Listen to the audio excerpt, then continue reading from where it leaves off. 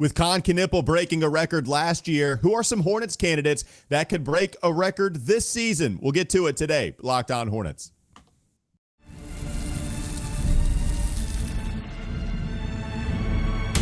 You are Locked On Hornets, your daily Charlotte Hornets podcast. Part of the Locked On Podcast Network, your team every day. In a minute, cuz we live. Thanks for making us your first listen here on Locked On Hornets. We appreciate it. Catch us anywhere you get your pods. That includes YouTube. There's Doug Branson. Panthering up, baby. P-Cats. Let's go. Oh, yeah. Hall of Fame game day. I mean, it's the worst of football celebrating the best of football. The Hall of Fame game. We love to see it. Go P-Cats. Doug Branson. Can't wait to watch Bryce Young, Teteroa McMillan. Oh, yeah. Can't wait to see Jonathan Brooks make his debut. We're going to see, except the graphic is actually Kenny Pickett versus Carson Beck. That's right. That's who you're going to watch. Kenny Pickett starting for the Panthers, and we're going to see a lot of Haynes King, okay? Shout out to the Georgia Tech legend, Haynes King. Doug Branson, everyhornetsboxscore.com. Go check out the Substack. Evan Hale, Panthering up, at least we think, behind the scenes. But he is producing every single episode, contributing to EHB. And I'm Walker Mehl. Listen to me, WFNZ, every weekday from 12 to 3 p.m. Sports Radio, 92.7 FM. Do want to tell you this episode is brought to you by FanDuel. Join all the action at FanDuel.com to play daily dingers and make your free pick on who's hitting a homer this Major League Baseball season. You could also Can I ask you a question really quickly? Yeah, it's random. I'm sorry. It's August, so I get full license to ask random questions on the podcast for at least another month. For a dinger, do you prefer the sound of it coming off of an aluminum bat? Ding! Or do you like, and we got a good one, who was it? Alvarez with the crack of the bat. Do you like a or a ding? I like a wooden bat sound better than the aluminum bat. Okay. I like, because it's more classic. It's almost like watching it in grainy footage when it happens. Aluminum is too modern for me. It's almost like hearing Vin Scully, and I appreciate that. It gives me classic sound. So that's why I'm going with the wooden bat. All right. I like a good dink. I do too. It's a good question for sure. It's a great question. Anyways, you ready to move on and talk records? Yeah. I like the random questions to start off the show. Okay, I forget what the segue was going to be. God, I think I had a good one. Sorry. It's all right, man. We'll figure it out. It's fine. Let's talk records. Kon Knueppel. He broke the single-season three-point record for a rookie last year. I mean, just shattered it. He broke the record, 50 games into the season? It was ridiculous. Yeah. Keegan Murray had the record with 206 with Sacramento. Kon, he'd hit 272.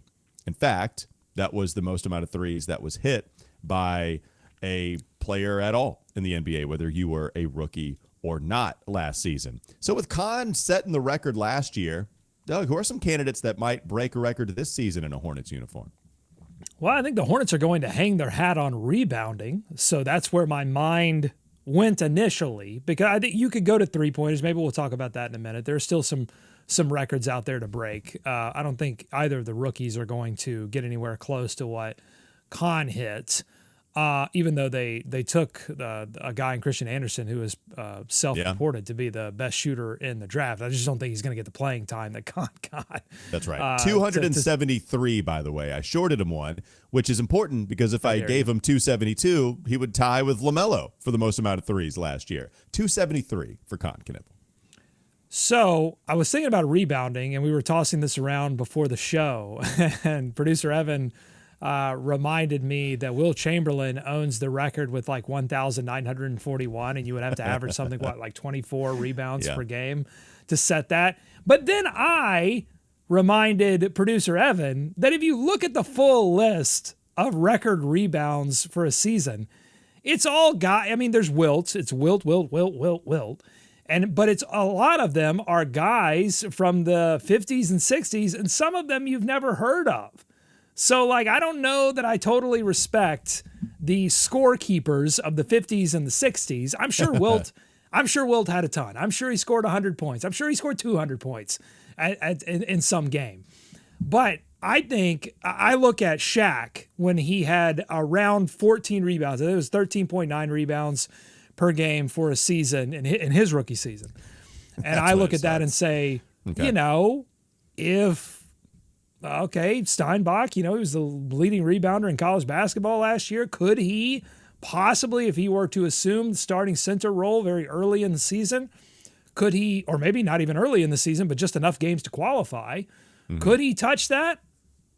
Well, okay, let's talk about it. The argument's against, he's not Shaquille O'Neal. That's a big Aristotle argument against Hannes Steinbach. But an argument for is that the Hornets are going to be spread out. So I just think there's going to be lots of opportunities for him to dice it up in there. And, part of it may be him spreading out, hopefully, so that, he can shoot some threes and we could get a center shooting some threes for once. But I think there'll be plenty of opportunities for offensive rebounds in particular for Hannes Steinbach. So I don't know, it's crazy. I understand that, but I'm just throwing it out there. Maybe 13.9. Yeah, I was thinking about the aluminum bat and wooden bat sound for a little bit, so I don't know if you mentioned this. But did you mention the record for most offensive boards in a rookie season? Because you could just be looking at that instead for Steinbach if we really wanted to fine-tune this thing. Of course, you could have said that, and I just wasn't listening. I didn't look that up. Did you just look it up? Do you got it? I did. I don't believe – I'm a little worried about AI. Let me go to StatMuse. StatMuse is correct. It's actually not Wilt Chamberlain, and it's not Shaquille O'Neal. So Hakeem Olajuwon has gotten the most offensive rebounds by a rookie in 1984-85. He had 440 offensive rebounds that season. So can you get to that if you're Steinbach? That seems a little crazy, far-fetched, but Stein Shaq instead of Steinbach, maybe that's how you do it. Now, I did look up total offensive rebounds, not for Steinbach, but for Musa. Musa. I mean, we've been seeing he's released.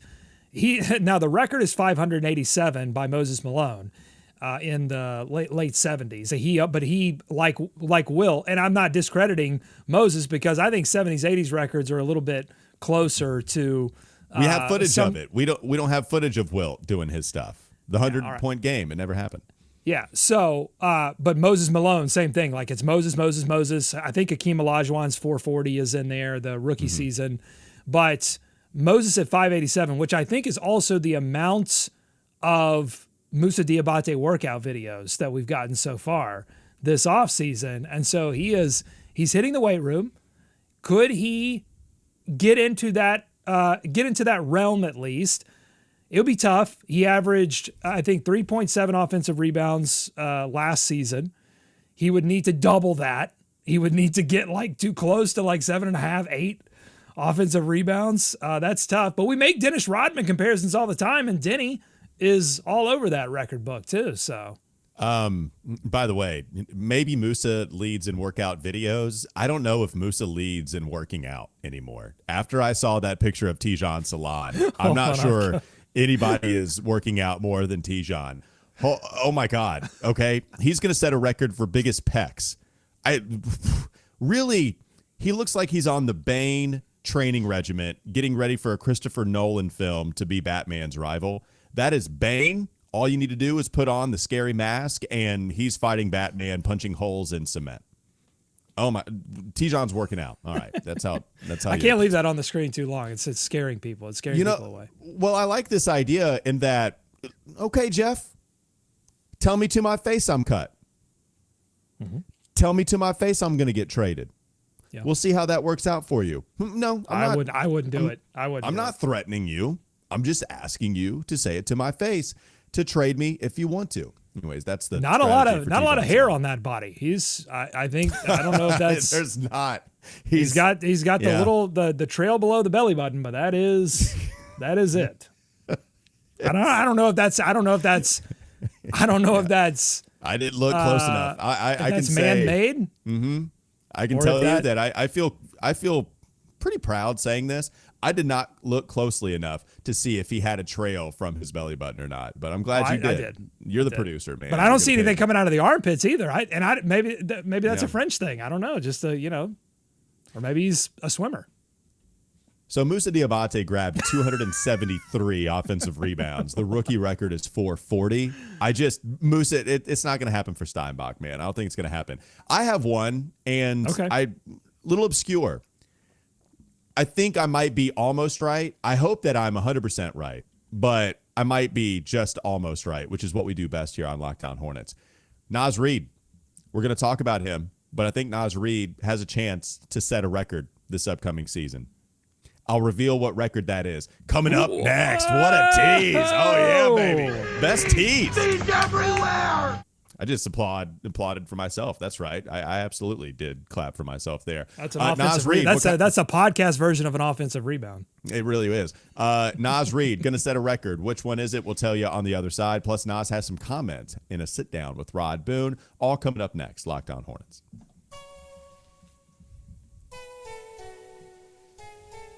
Do want to tell you this episode is brought to you by FanDuel. Baseball fans, if you think you know who's hitting a homer today, FanDuel is giving you a free chance to call your shot with daily dingers. Now, they're all going to be wooden bats if you're hitting a dinger in the MLB. Doug, I've been really thinking about this during that entire first segment. I was on autopilot for the Hornets content, but really, the aluminum bat, it doesn't distinguish whether you have a great hit ball or a poor hit ball. Like, a ding is a ding is a ding. The sound on a wooden bat, you can tell by the crack of the bat if that's a homer or if that's just some dribbler to third base. Wooden bat, that's why you can tell what happened by just the sound. Just like Trouble with the Curve, Clint Eastwood. It's easy to play. Just make your free pick for who you think will hit a home run in their game. If you're right, you'll receive a profit boost to use on your next bet. See, you're in my head. For a chance at extra winnings. Best of all, you can make a free pick every day throughout the Major League Baseball season. Daily Dingers. It's another fun way to stay engaged with everyday's games, whether you're following your favorite team or keeping an eye on matchups across the league. Every game has someone capable of going deep. Now you get the chance to make your prediction before first pitch. So are you ready to play your game today? Join all the action at FanDuel.com. That's FanDuel.com to play Daily Dingers and make your free pick on who's hitting a homer. Play ball and swing for the fences on FanDuel, an official partner of Major League Baseball. More Locked On Hornets ahead. Ding.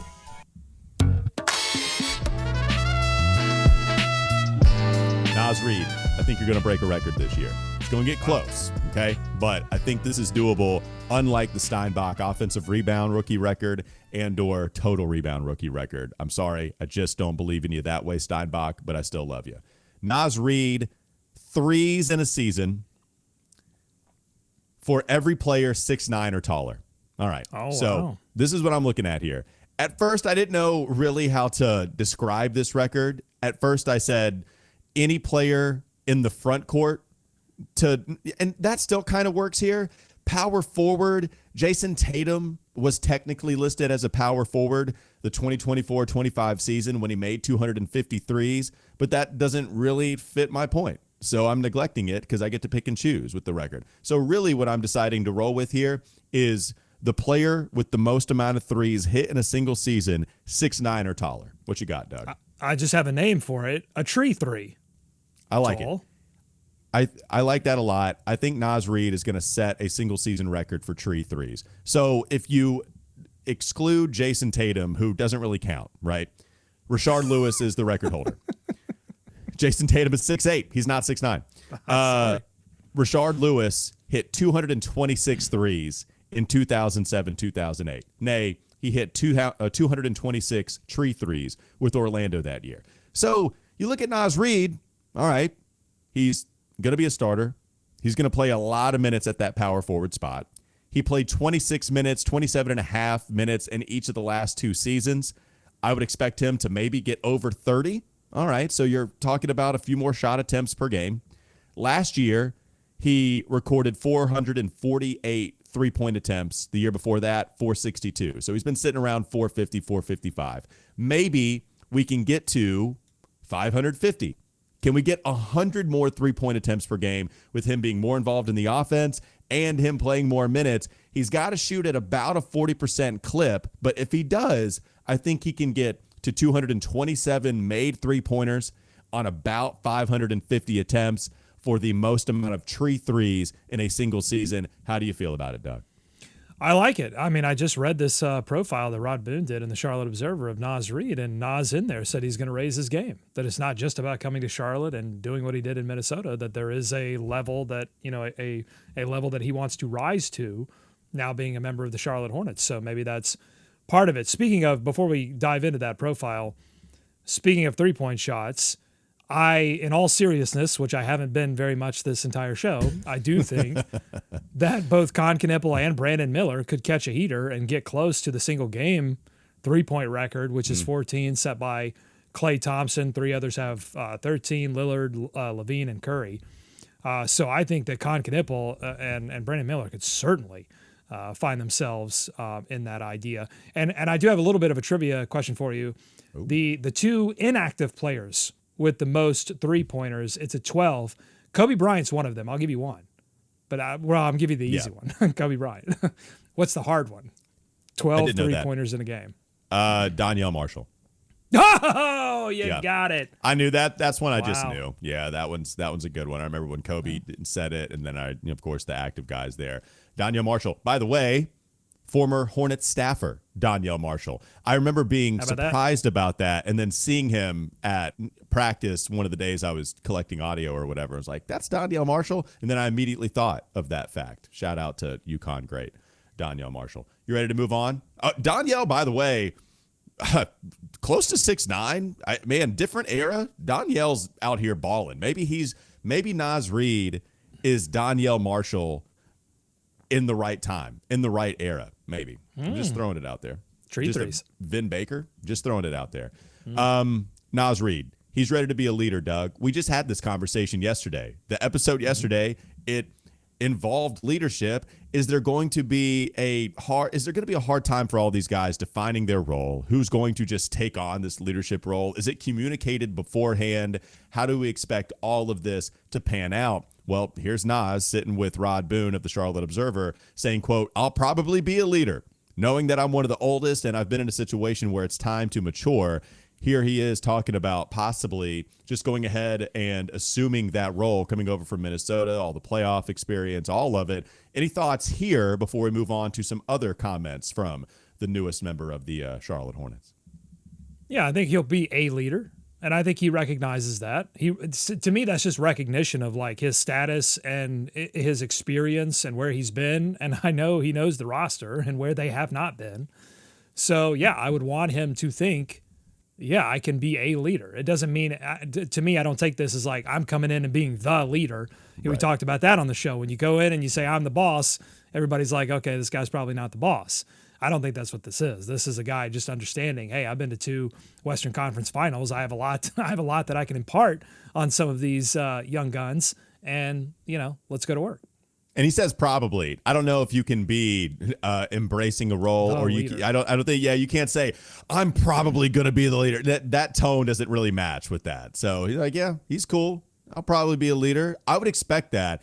And I will say, when we talk about how all of this pans out, I do think Charles Lee goes to these guys at the beginning of the season and says, hey, man, it's probably time for you to step up in this regard. He talked about it a lot last year with LaMelo working on it. Miles Bridges just assuming that role in general. Brandon Miller kind of adopting that as well. So I do think it's both communicated at the beginning of the season, and also it just happens organically throughout the ecosystem of any locker room, really. Here's more from Naz, by the way. Same thing from Kobe that we heard with talking about the selflessness. Naz Reid says on the Hornets culture, togetherness is huge. Being together and enjoying some of that off time together, dinners together. Sometimes guys on the team, they like to golf and all that type of stuff. It's continuity, just bringing that time together and sharing expressions, learning about each other. So that way, once you get on the court, you know what you're fighting for, you know how you're fighting and why you're fighting. Yeah, continuity is big, big, big, big. Gave us 4 bigs, and I think that's something they embrace as well in Charlotte. I mean, just echoing exactly what we talked about yesterday, Doug. There has to be some aspect of that. I mean, because I hear veterans talk about it all the time in terms of like, this is a job for them. They have families. I want to get to that in a minute because there was an interesting thing at the beginning of the profile about him getting traded and being with his family. But all these guys have family or friends or whatever outside. This is a job. This is work for them. Occasionally I'll go have a drink with coworkers or be part of a coworker thing, but it's not like I'm dying to hang out with them all the time. It doesn't have to be that way, but you have to have, I think, some connection. Because at some point, Naz is going to have to go to Brandon or go to Kon or go to any of these young guys and say, listen, MFer, you got to do more. You can't just stand around and not do something. At some point that has to happen. That's going to happen on every single team. And honestly, like we heard about that from Miles and LaMelo. Miles would do it to LaMelo and LaMelo would do it to Miles. But they had something underneath there that could support having that happen, and you don't get, was it J.R. Smith that threw soup across the locker room? Oh my God. Damon Jones. I forgot all about that. Yeah, Damon Jones, okay. J.R. Smith interaction. No. It's both your J.R. Smith, Damon Jones. It was an interaction between both of them. Yeah, so how do you keep soup from getting thrown across the locker room? Well, that's how.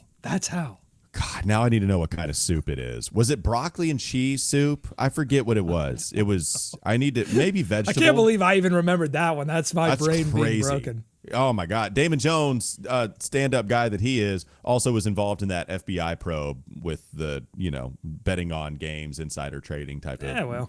Either way, Damon Jones, broccoli and cheese soup. I love it. I was going to say something else. You stopped me dead in my tracks twice. I had something. I had something ready to just knock out of the park. I had a podcast dinger for you. Tink. And you just ruined it. Evan, thank you so much. It was chicken tortilla soup. Evan, the head of our. Oh, yes. Yeah. Okay. The head of our research department. Thank you so much for coming across that fact. I don't know what's in store. We move on. Coming up next. Wait, no, hold on. Before okay, you want to get to the Naz Reid thing on the other? Because I have one more Naz Reid thing. Yeah, we have more Naz stuff. We do. Okay, I promise. Just want to make sure. You're good. Ding. Bees everywhere. A little Naz Reid soup for the soul. How about that? We have more Naz Reid content. Plus, finally, right? We're gonna finish Who Wore It Best because we only have one more number to go. So I feel good. I feel good about this. We'll finish Who Wore It Best in the last segment, LOH.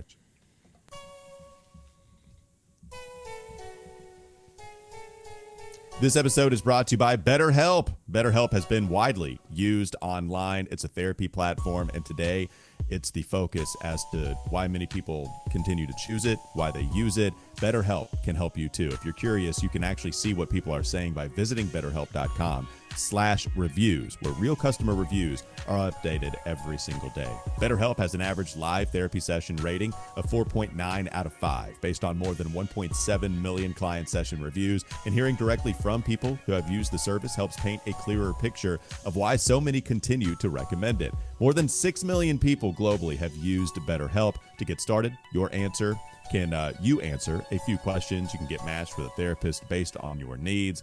And if it's not the right fit, you can switch therapists at any time. BetterHelp therapists have at least 3 years and 1,000 hours of hands-on experience, along with the required education, training, and certifications.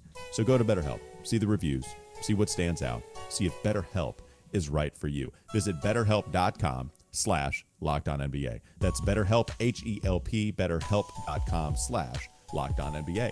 More Locked On Hornets ahead.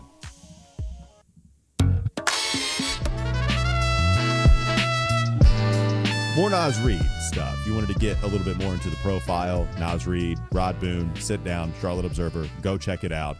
Make sure you give Rod the click. It's important, but we're here dissecting it. What else did you have?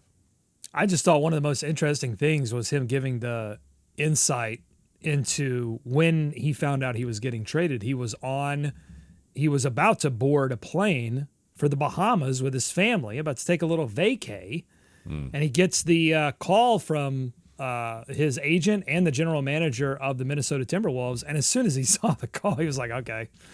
Well, that gives you some idea that Naz felt it was coming. Right. So that maybe these conversations weren't as, sudden as some people may have assumed, or that they came together. Maybe they did come together quickly, but at least Naz had some sense of like, hey, this might be it for my time in Minnesota. But then his choice, because he thought, hey, I might just need to cancel this vacation, maybe let the family go, I go and try to figure this stuff out. Instead, he was like, Naz said, nah. He's like, I'm going to the Bahamas. Yep. Forget it. I'll deal with this when I get back. And I just want to say, I love it. Yeah. Oh my God. So much. We too often we worship the psychotic player who makes basketball the center of their universe, and the sort of the Tom Brady aesthetic. Like, I'm going to make football my entire universe, and my family and all of that takes a back seat. And it costs those people dearly in personal relationships. And I like Naz being a little bit of a more balanced personality here and saying, no, I'm just going to go hang out with my fam. Yeah, so he did talk about the timing of this. He said the initial phone call from my agent a couple of days before, it was a little shocking, but it's a business and it's kind of how it goes. So he actually gave you the timeline here. A couple days before the trade was executed, he knew that there was a chance that he might go to Charlotte. The trip is already planned. Can you imagine? Honestly, I would be kind of shocked if he decided not to go to the Bahamas. Do you just send your family on a plane to the Bahamas and decide, hey, I'm not going? Because you can't tell the kids, hey, sorry, this thing that you were looking forward to so much on the plane, you can't have Ashton Kutcher jump out from behind one of the seats and say, you got punked. That would be just way too cruel. I'm glad you made the right decision. Go vacate. But this gives us some of the background, I think, that we needed on the question of why didn't we see a Naz Reid press conference shortly after the trade was announced. And I think there is pressure when a player gets dealt. Hey, I got to show up at the gym the next day. I got to get my picture taken. I got to meet with the new GM so that I can be seen as, I'm ready to hit the ground running. Like that, to me, there is a pressure that Naz felt at first and then was like, you know what, thought better of it. And I think he's entirely right. We don't need the press conference. We'll get the press conference. We got media day. He got in the gym. It's going to be fine. Just go take your vacation. I guess that is kind of weird, right?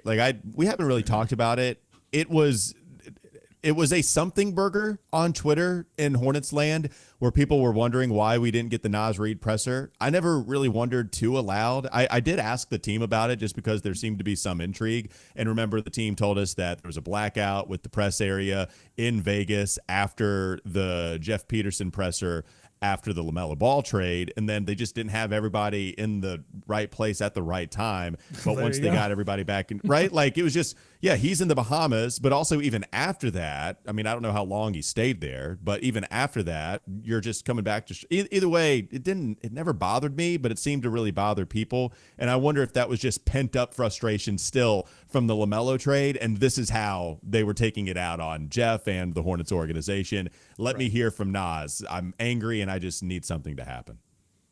Yeah. Well, now we know. That was it. Well, now we know, and it's fine. And Naz is taking all of the nice pictures of working out in Charlotte, and he looks great, and it's fine. Not as good as Tijon, but you still look great, Woo. Naz. Nobody looks as good as Tijon Salon. Who wore it best? Don't tease me. Don't take me off of the plane. We are finally headed to our vacay destination of being done with who wore it best. Number one, right? This is it. We're done. I'm sorry. I did. Maybe I put it in the bullet point. I may have misled. No, I'm not ready to do number one quite yet. No, what I was referring to instead was Brandon Miller on social media showcasing, I don't know what he's showcasing. He's wearing a headband. It's upside down. But he's got the two emojis with the thinking emoji.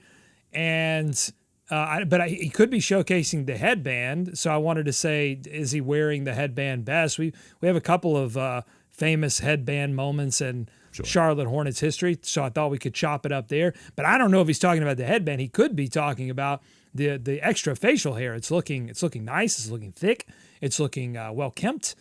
So he could be showcasing that because we've seen Brandon with a little bit of facial hair. I feel like we've seen Brandon Miller with not any facial hair at all. So and the thinking emojis are the ones that have the hand up to the chin. So that could be a clue that it's not about the headband and that it is about the facial hair. Your thoughts? No. Who wore it best? It cannot be about facial hair, okay? We can't pin Brandon Miller versus Matt Geiger. That is not the competition here. We are supposed to say who wore the number one best. That is what we're supposed to do. Not ready. You cannot tell me that we're Liam McNeelying Brandon Millering this with the headband. I just refuse to believe that that's the comp that you're giving me. Do you know how many Charlotte Hornets players wore the number 1 jersey? Is this a Because whole I pod? don't. Because I don't. That's why I'm not ready. I don't know. I have 4 answers for you. It's misleading. You knew what you were doing, and you need to stop it. It's all. I hate you, Brandon Miller. Headband. What do you think? I don't know how I feel about it. One, I need a better angle, Brandon. Like, it's too close. I need a side profile. I need somebody else to take the picture of you.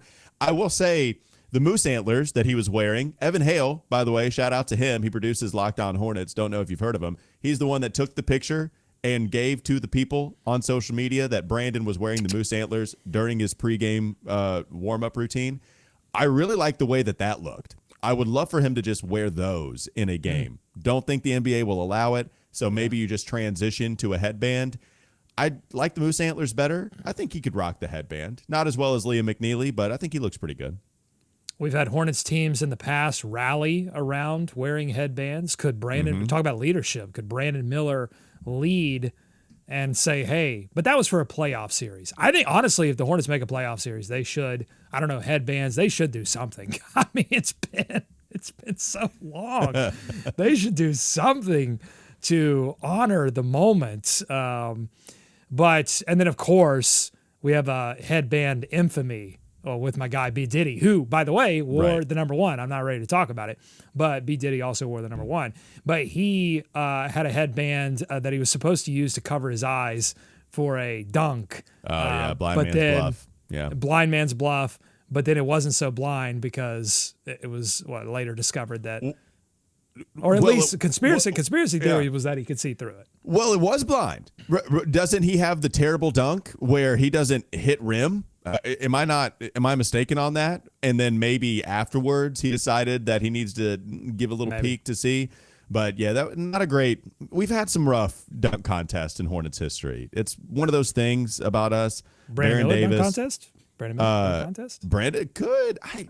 He feels like an in-game dunker, but maybe I don't know if he can provide the tricks with it. I don't know. Maybe Brandon can showcase that on social media. Baron Davis. Gerald Wallace, that was, we love you, Crash. That was a rough one.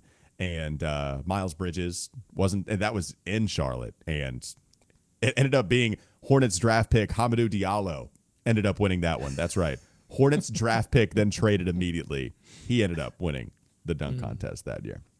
Anyways, nice job, Brandon Miller, man. You look good in the headband. Who are best? And no, don't even say it. That's Doug Branson. Official. It's